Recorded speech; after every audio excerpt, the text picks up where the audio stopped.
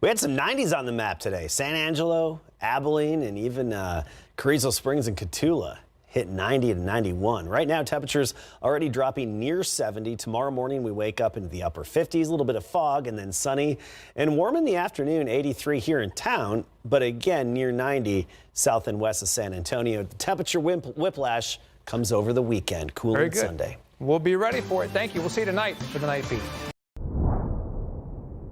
So it's that time of year when a lot of couples out there start thinking about proposals.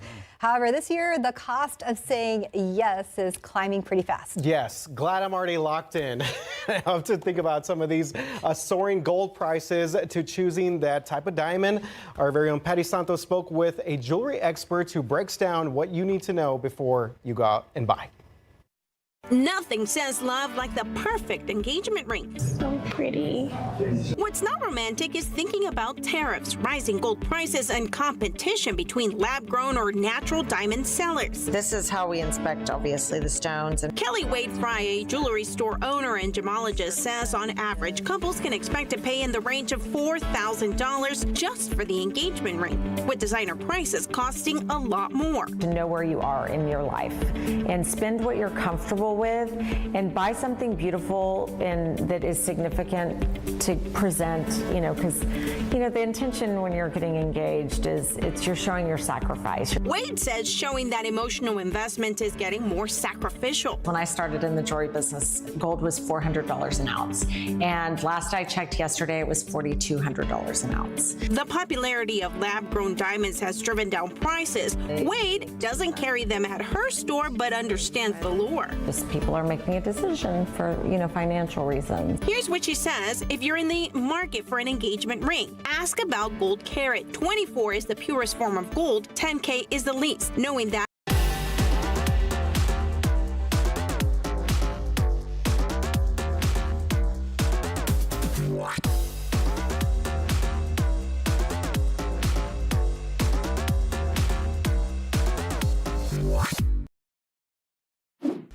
I was here when one of the people arrested in connection to a 2023 murder walked out of the Bexar County Jail. The questions we asked and why charges were dismissed.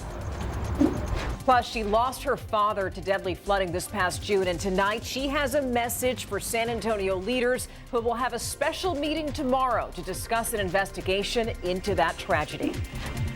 And we're learning more about a UPS airplane that crashed yesterday in Kentucky and why the aircraft was here in San Antonio just last month. Live from KSAT 12, the Night Beat starts right now. And we thank you for joining us tonight. I am Ernie Zuniga. And I'm Stefania Jimenez. Actually, two parents were blindsided after one of the suspects in their son's murder case walked free today.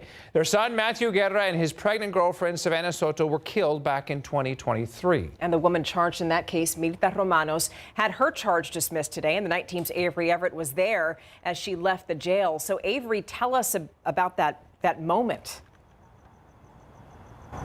Well, we tried to ask Mirta Romanos questions, but she chose to stay silent. Remember, she spent the last 2 years inside of the Bexar County Jail. She was accused of trying to help her son, Christopher Preciado, cover up the murders for Savannah Soto, Matthew Guerra, and their unborn child. But tonight, Romanos is a free woman, and the Guerra family says they're shocked to hear that news. Instead of our family being together for the holidays, it's going to be their murderers that are going to be together for the holidays. This heartbroken family is trying to hold on to what they can. This age-progressed photo shows what Matthew Guerra, Savannah Soto, and their unborn child would have looked like if they were not murdered 2 years ago. It's been a long time. And justice hasn't been served yet. 3 suspects were arrested in connection to the 2023 triple murder. Christopher Preciado, his father Ramon Preciado, and his mother Mirta Romanos. Last 2 years been. How does it feel to be released from jail? On Wednesday, Romanos walked free. How did you hear about the charges being dismissed today? Facebook. I don't have good grounds for continuance. The Bexar County District Attorney's Office dismissed these charges on the same day jury selection for Romanos' trial was set to begin.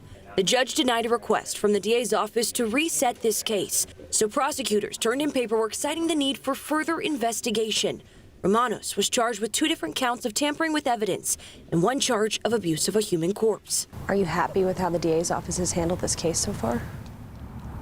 I mean, as far as communication-wise, absolutely not. I felt like we should have been notified from the DA's office to better prep ourselves. You know, this is how we found out Ramon was getting out. You've been away for more than a year. Anything that you want to say? I was also there when Ramon Preciado was let out on bond in February. He still faces charges of abuse of a human corpse and tampering with physical evidence. Their son, Christopher Preciado, is still in jail, facing multiple charges, including capital murder. We're ready for some closure and for some justice to be handed down. For the Guerra family, every delay feels like another setback, but they say that won't stop them from fighting for justice. We're just going to continue to fight for justice for them and just keep their name alive. The Guerra family says they were told by the DA's office that charges might be looked at again for Romanos after Christopher's trial. That trial is expected to start early next year. Reporting live, I'm Avery Everett, KSAT 12 News. In other news tonight, the city of San Antonio trying to keep the rainbow crosswalks in the city's Pride District. It filed an exemption with TxDOT, and hours ago, KSAT got a copy of that request. So towards the beginning of October, Governor Abbott sent a directive stating that intersections and crosswalks should not have political messages or artwork. Now, the city is asking for clarity, saying that they would like to know what laws or regulations TxDOT is using to back up this new directive. City leaders say the crosswalks not only have strong community support, but have added safety to that intersection. So leaders use data to back up their argument, saying that it shows that since the crosswalks were installed back in 2018, fewer pedestrians have been hurt in that area. So now city leaders are waiting to hear back from TxDOT. Well, meanwhile, the UPS plane that crashed in Louisville, Kentucky yesterday was grounded here in San Antonio recently for more than a month. It's hard to forget that video that we showed to you yesterday, just all of that smoke, that huge fire. According to the Associated Press, that plane was undergoing maintenance in San Antonio from September 3rd to October 18th. Our Dylan Collier emailed UPS and also emailed ST Engineering, which performs maintenance on planes over at the San Antonio International Airport. We're still waiting to hear back. At least 11 people were killed in that crash. Well, KSAT has learned that a former Balcones Heights lieutenant was arrested and booked earlier this week. Theodore Herrera is accused of tampering with evidence. And according to court records that we obtained, Herrera is accused of destroying a suspected marijuana pipe to keep it from being used as evidence in a case. He was released from the Bexar County Jail after being held on the charge. Herrera was a lieutenant with Balcones Heights Police since 2019 and then left the department back in September. In a statement from Balcones Heights Police, they said in part, quote, "We will continue to fully cooperate with all investigating and prosecuting authorities as the legal process moves forward. Out of respect for that process and the rights of all parties involved, we are unable to provide further specific details at this time," end quote. A driver involved in a train crash over in Schertz just got cited. We want to show you that video that we also showed to you on Sunday after a train hit an 18-wheeler. Look at this.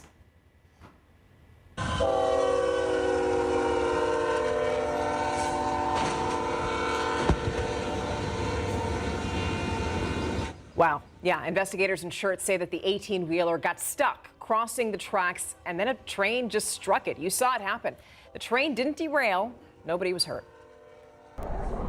Okay, let's get to the weather here as we get you going on this Wednesday night. Pretty nice. We saw Avery outside a little while ago, but tomorrow morning could be fog again, Adam. Yeah, probably a little bit more fog than what we saw earlier this morning, but I still don't anticipate it to be extremely problematic. Just something to plan around early in the day. Let's take a look at our futurecast, and you will notice that most of the night, clear. It's once we get a little closer to the morning commute, 4 or 5 a.m., we start to see that fog start to settle in, especially along and east of I-35 initially. Now, this really isn't going to last all that long into the morning. Probably by 8:30, 9 a.m., boom, it's gone, and then we're off to sunshine. Temperatures tomorrow morning to start the day, upper 50s, 58 here in town, some mid 50s in outlying areas, 56 Poteet, 57 Converse, and even 55 Sabinal and Castroville. But we have some big changes. Temperature whiplash to talk about this upcoming weekend. Our strong cold front arrives Sunday morning. We'll get into what that means for the weekend and some of the coolest air yet this season in just a bit. Adam, thank you. This is going to be a very long night for local families who've spent months demanding answers after a deadly flood. I mean, who can forget these awful awful images. Back in June, 13 people were killed in San Antonio after heavy rain turned areas into raging rivers. Months ago, city leaders hired an engineering firm to investigate what happened, and tomorrow those results are going to be made public. Tonight, I spoke with a woman who lost her father in that flooding, and she needs to know what city leaders are planning to do from here so that this doesn't happen again. It was a picturesque evening along the Briar Glen trailhead where I met with Brittany Guerrero. Not done yet. Who for months has been anxiously awaiting answers. What exactly are you trying to find out?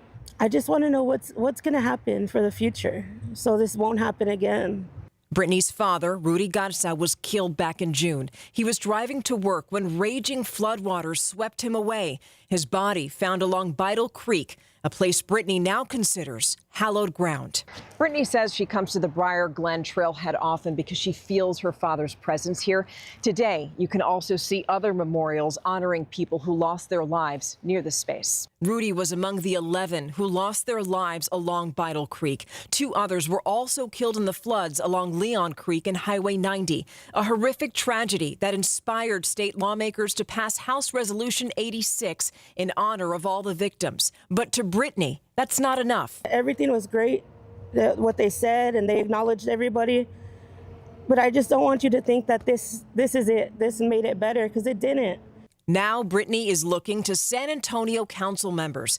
As they're hours away from learning more about June's tragedy, she wants them to come up with a plan to prevent future flood deaths. Think of it as you or your loved one or a friend, anybody that you care about. You wouldn't want them to be in that situation. Don't let it happen again. You know, our hearts are with Brittany's family. Her father, Rudy, would have turned 62 next week. You know that tomorrow afternoon, city leaders are going to hold a special meeting to find out what engineers learned when they investigated last June's flood. And yes, KSAT 12 will be there. Now tonight, people are asking what's next after Bexar County voters approved Propositions A and B last night. So it's a big win for the Spurs and their supporters, but now many are asking, when could the new arena be built? The team says it is still in the design phase, and the most recent city timeline had the arena opening in 2032, around the time the Spurs' lease on the Frostbank Center ends. But binding agreements still need to be drawn up, and nobody with the Spurs, Bexar County, or the city of San Antonio are giving us hard dates on when we could expect all of that to be done. And is there any ballpark you can give anybody at all? Because the only question our viewers really want to know is when. So when on anything? Well, we're working on that. I mean, the election happened last night, and I'm looking forward to the conversation with the mayor and council. There's so many different parts to this. So the city also has to acquire the proposed arena site, which had been the former Institute of Texan Cultures building. That property belongs to the University of Texas system. That's expected to cost about $60 million, and that is on top of the city's share of the arena construction. For a breakdown of how Bexar County voted on the propositions and all of our other election coverage, you can find that on our website. Just go to ksat.com/vote. So this next story is going to affect pretty much anybody who is planning to hop on a plane later this week. The Federal Aviation Administration making plans now to reduce flights by 10% at 40 airports on Friday. Of course, this is all because of the government shutdown. As you know, that's also causing delays at airports because of staffing shortages. It's been getting worse since the shutdown began on October 1st. And the FAA says that the restrictions will also be affecting space launches. Hi, still ahead, one family from Jordanton just made their pitch on Shark Tank about an hour ago. We're going to tell you if they hooked the sharks or if they walked away with no deal. Plus, the reason behind a nasty smell over at Memorial High School has been identified, and we're going to tell you what it was coming up.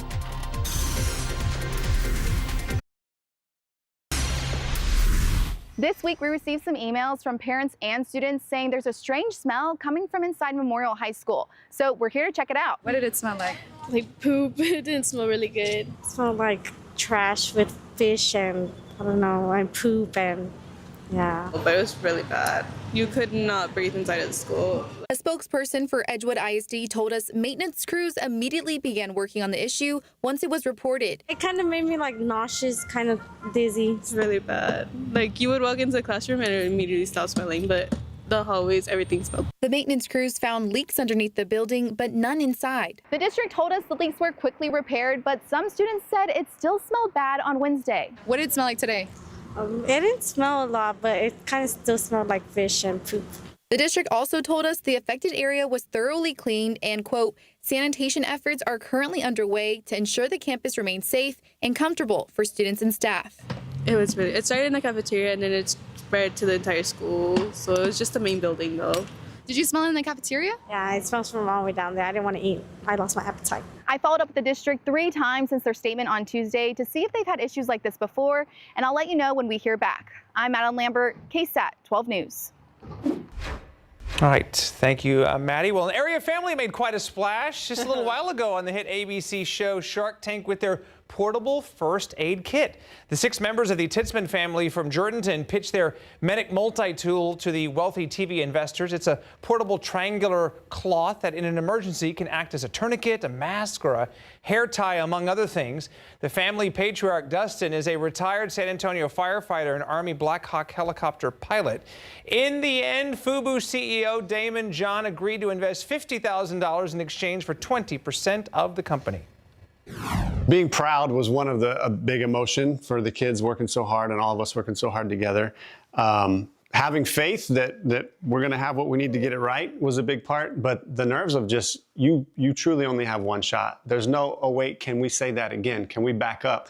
You have a single shot for a handful of minutes and you've worked so hard to get to that point. I mean, never was a super athlete, but I imagine like that'd be sort of getting to your Super Bowl, like, okay, you worked really hard, now it's time to perform.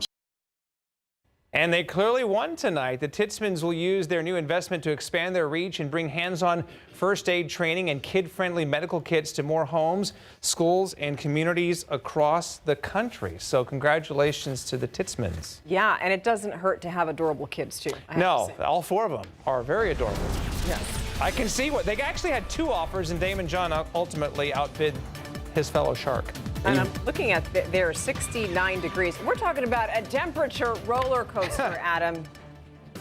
Oh, big time. I mean, get ready for big swings. It's that time of year where we see big fluctuations temperature-wise, and this weekend is going to be the time where we have the weather whiplash. So well into the 80s leading up to Saturday. I mean, we're nearly 90 degrees for the high on Saturday, so gradually warming between now and then by Sunday, a 20-degree drop, and the warmest will get us 68, even Monday cooler at 64, and that would be some of the coldest air we've had yet so far this season. Now, it hasn't dropped into the lower 48 yet. No big temperature contrast there, but this is where a lot of our cold air originates, way up in northern Canada, where it's in the single digits and even 0 degrees.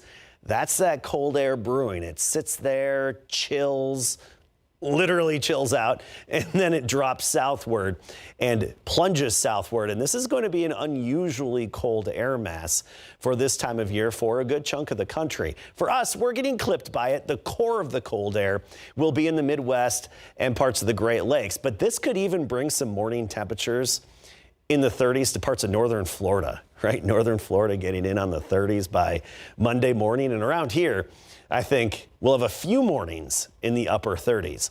That would be Monday and Tuesday. Between now and then, unseasonably warm. Upper 50s right near 60 for sunrise temperatures. Thursday, Friday, Saturday, even Sunday. I know the front hits on Sunday, but that's not going to be a cold morning.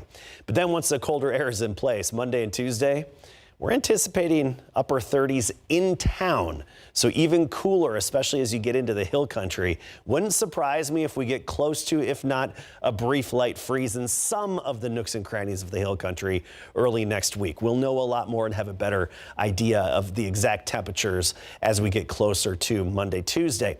But it's going to be a windy front.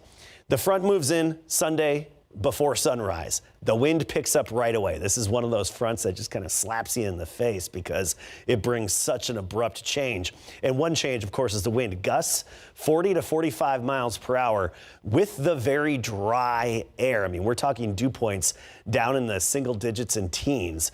So that increases our fire danger risk. Now, speaking of dry, We have the drought, of course. And the new drought monitor, by the way, will be in tomorrow morning. Justin will have it GMSA at 9 o'clock. Usually you get it a little before 9 a.m. Central Time. Anyway, it's been over 1,500 days since all of South Central Texas has been drought free. We're still looking for rain, obviously. We all know that. Upper level high, the dry high, blocking out a disturbance over the Gulf. It's dropping rain on water. It's just unfortunately the upper high is keeping it from moving it into our neck of the woods. So 83, that was our high temperature today. Again, we're going to be warming up. Tomorrow, basically a carbon copy. 58 in the morning, 83 for the high, even 90 closer to the Rio Grande. And then the whiplash comes by Sunday into next week. Prepare for that. All right. Thank you. Okay, Spurs preparing for the Lakers tonight, underway out west. And so, Larry, hopefully a new win streak will begin. Yes, fingers crossed that they beat the Lakers tonight and start a new winning streak. You know, Wemby has never beaten Luka Doncic in his NBA career, and he's hoping to change that tonight. And in the NFL, Cowboys, well, they traded for linebacker Logan Wilson. He's happy to join the boys, but uprooting his life is kind of difficult. He'll tell you more about it coming up.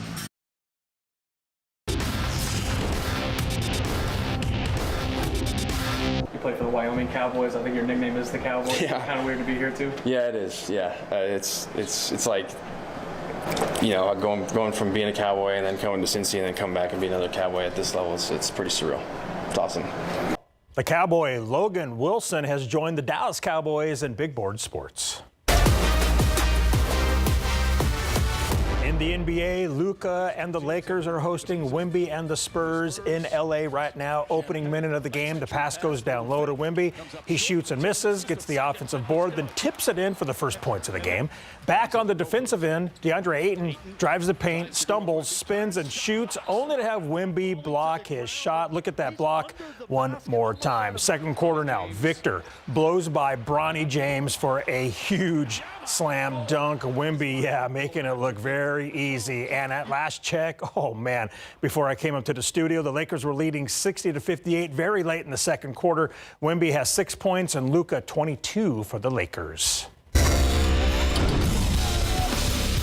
The Dallas Cowboys traded for defensive tackle Quinnen Williams to help out that woeful defense. Williams said he's a big fan of the Cowboys' high-octane offense and that he's looking forward to helping the boys win some games. He's also being reunited with Cowboys defensive line coach Aaron Whitecotton, who was his D-line coach at the Jets for a handful of seasons before A-Dub left New York to join the boys this season. We talked a little minute, man, and he's super ecstatic, man, but he know how I am. I'm one of those people, like, I can't wait to get to work because I feel like actions speak louder than words, and this organization taking a chance on me and trading for me give me the honor to come in and help this team win football games and do the best I can do to do my job. So. The Cowboys also traded for Bengals linebacker Logan Wilson. He says he's a tough, physical, hard-nosed backer who's now having to uproot his life after spending 5+ seasons in Cincinnati, Ohio. It's a whirlwind. You got to pick up your whole family and move. You know, I got a wife and a daughter back home, a couple dogs and a cat, and so I'm a homebody, but it's tough. You got to. Especially being in Cincinnati for 6 years, like, we grew a lot as people. We started our family there. My daughter was born there, and so Cincinnati will forever hold a special place in my heart and for everything that we accomplished there. But you know, excited for a new beginning, a fresh start, and you know, I'll get my wife and daughter out here as soon as we can. Houston Texans head coach DeMeco Ryans today said that quarterback C.J. Stroud will not play Sunday due to concussion protocol and that Davis Mills will start against Jacksonville. As for not making any trades ahead of the deadline, here's what the head coach had to say. Yeah, look, when it comes to the trade deadline, it's because a transaction did not happen. It's not from a lack of effort. Of course, we tried to do several things, just didn't pan out. Carolina Panthers safety Trayvon Merrick was named the NFC Defensive Player of the Week for games played in Week 9. He's number 7 on the Panthers. The Smithson Valley High School alum recorded 5 tackles, 2 tackles for loss, 2 passes defensed, and an interception return for 36 yards, the longest return of his NFL career, and a 16-13 win at Green Bay. Now here's how that pick sounded as Trayvon was mic'd up for that game at Lambeau Field. Play action pass. Love takes a shot deep downfield into triple coverage. It's intercepted by Merritt.